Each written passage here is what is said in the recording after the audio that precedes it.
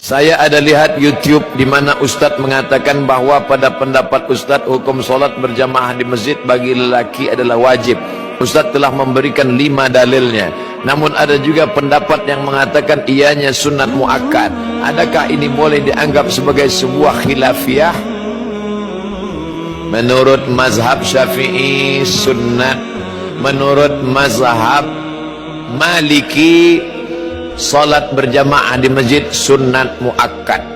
Menurut mazhab Syafi'i fardu kifayah.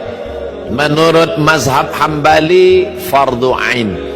Itulah mengapa banyak masjid di tempat kita orang tidak datang ke masjid kerana dia berpahaman fardu kifayah.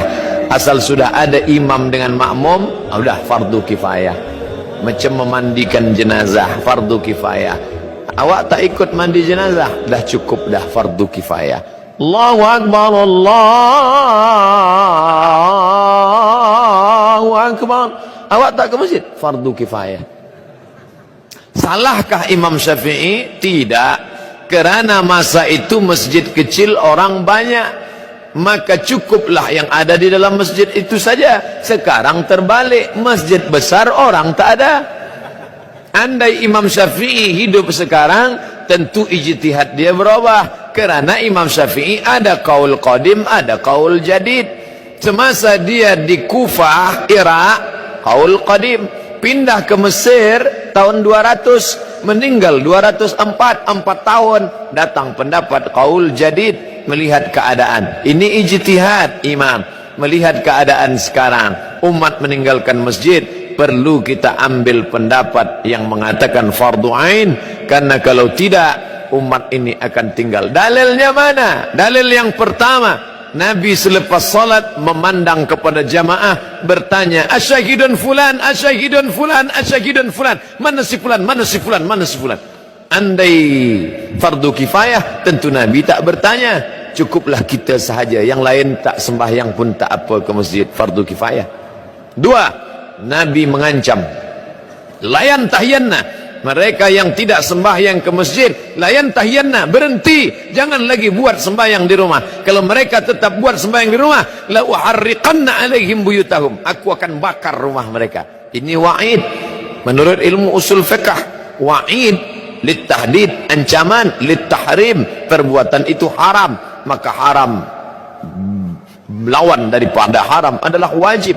Yang ketiga, ketika sedang perang, wa idza kunta fihim, ketika kau berada bersama mereka sedang perang, fa aqamta lahumus shalah, engkau melaksanakan salat. Dalam perang pun tetap salat berjamaah, namanya salat khauf. Imam di hadapan, makmum 2 baris. Baris pertama salat, baris kedua memegang tombak anak panah menjaga serangan musuh. Selepas salat baris pertama mundur ke belakang, baris kedua maju ke hadapan. Sedangkan perang pun tetap salat berjamaah, apalagi tidak perang. Dalil yang keempat, Nabi SAW didatangi oleh Abdullah bin Ummi Maktum. Ya Rasulullah, izinkan aku salat di rumah kerana ana dharir, buta, laisa li qaidun yaquduni, tak ada orang yang dapat membimbing membawa aku ke masjid. Nabi bertanya, atasma'un nida, apakah telingamu mendengar suara azan? Itu menunjukkan orang yang buta tak dapat melihat jalan. Bila dia mendengar, dia tahu di mana letak masjid kerana telinganya tajam. Oh, di sana letak masjid. Apakah kau dengar suara azan? Ya, datanglah ke tempat itu kalau kau mampu. Maka kalau orang buta saja, Abdullah bin Ummi Maktum tua, buta, tak ada yang membimbing, tetap disuruh Nabi, apalagi yang sehat wal afiat.